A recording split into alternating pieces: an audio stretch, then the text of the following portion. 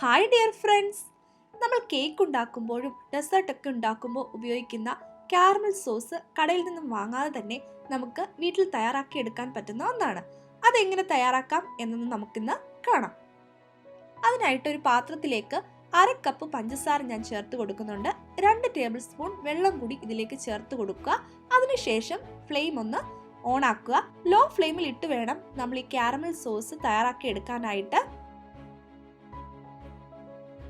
ചെറുതായിട്ടൊന്ന് ഇളക്കി കൊടുക്കാം. ഈ വെള്ളം എല്ലാം വറ്റിയിട്ട് ഇത് നന്നായിട്ട് ഒന്ന് ഉരുകി കിട്ടണം. വെള്ളമെല്ലാം വറ്റിയിട്ട് പഞ്ചസാര ഉരുകി തുടങ്ങിയിട്ടുണ്ട്. ഇങ്ങനൊരു കളർ ചേഞ്ച് വരുമ്പോൾ നമ്മൾ പാത്രം ഒന്ന് ചുറ്റിച്ചു കൊടുക്കുകയോ അല്ലെങ്കിൽ ഇതുപോലെ ഒരു സ്പൂണോ ഒരു തവിയോ ഉപയോഗിച്ചൊന്ന് മിക്സ് ചെയ്ത് കൊടുക്കുക. അല്ലെങ്കിൽ ഒരു ഭാഗം മാത്രം അങ്ങ് കരിഞ്ഞു പോകും. പഞ്ചസാര ഇതുപോലെ ക്രിസ്റ്റൽ ആകാതിരിക്കാനായിട്ട് നമുക്ക് ചെറുനാരങ്ങ നീര് ചേർത്ത് കൊടുക്കാവുന്നതാണ്. പക്ഷെ ഞാൻ ഇന്ന് ഇതിലേക്ക് ചേർത്ത് കൊടുത്തിട്ടില്ല.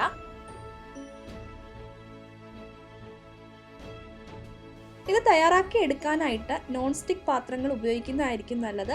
അപ്പോൾ നമ്മുടെ കാരമൽ സോസ് നല്ല രീതിയിൽ കിട്ടും. അടിക്കൊന്നും പറ്റാതെ നല്ലതായിട്ട് കിട്ടാനായിട്ട് ഇത് സഹായിക്കും.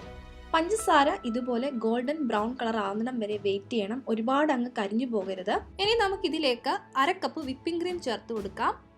നോർമൽ ടെമ്പറേച്ചറിലുള്ള വിപ്പിംഗ് ക്രീം ചേർക്കുന്നതാണ് നല്ലത്. വിപ്പിംഗ് ക്രീം ഇല്ലാത്തവർക്ക് 1/4 കപ്പ് നോർമൽ ടെമ്പറേച്ചറിലുള്ള പാല് ചേർത്ത് കൊടുത്താൽ മതിയാകും. ഇപ്പൊ പഞ്ചസാര നന്നായിട്ട് കാരമലൈസ് ആയി വന്നിട്ടുണ്ട്. അപ്പം ഞാൻ ഇതിലേക്ക് ചേർത്ത് കൊടുത്തിട്ടുണ്ട്. ഇതുപോലെ പഞ്ചസാര കട്ടി പിടിക്കും. അപ്പോൾ ടെൻഷനൊന്നും അടിക്കേണ്ട കാര്യമൊന്നുമില്ല. ഈ ഒരു പഞ്ചസാര നന്നായിട്ട് അങ്ങ് ഉരുകി വരും.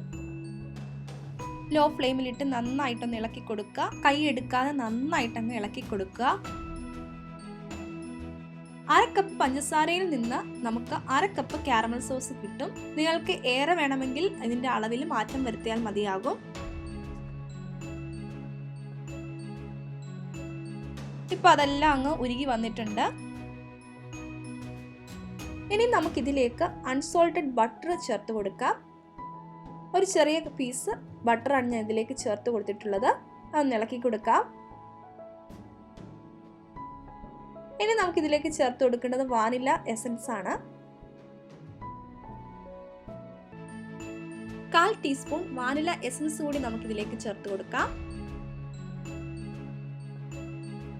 ഒരു നുള്ള് ഉപ്പ് കൂടി നമുക്കിതിലേക്ക് ചേർത്ത് കൊടുക്കാം.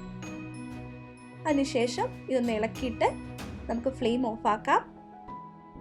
നമ്മുടെ കാരമൽ സോസ് റെഡിയായി വന്നിട്ടുണ്ട്. ഇത് തണുക്കുമ്പോൾ കുറച്ചുകൂടി അങ്ങ് തിക്കാവും. അപ്പം ഒരുപാട് അങ്ങ് തിക്കാക്കി ഇതെടുക്കരുത്. അപ്പം ഇതെല്ലാവരും വീട്ടിൽ ട്രൈ ചെയ്ത് നോക്കുക. വളരെ എളുപ്പത്തിൽ തയ്യാറാക്കാൻ പറ്റുന്ന ഒന്നാണ് ഈ കാരമൽ സോസ്. ഇത് നമുക്ക് കടയിൽ നിന്നൊന്നും വാങ്ങിക്കേണ്ട ആവശ്യമില്ല. അപ്പോൾ വീണ്ടും ഒരു റെസിപ്പിയുമായി കാണും വരേക്കും ബൈ.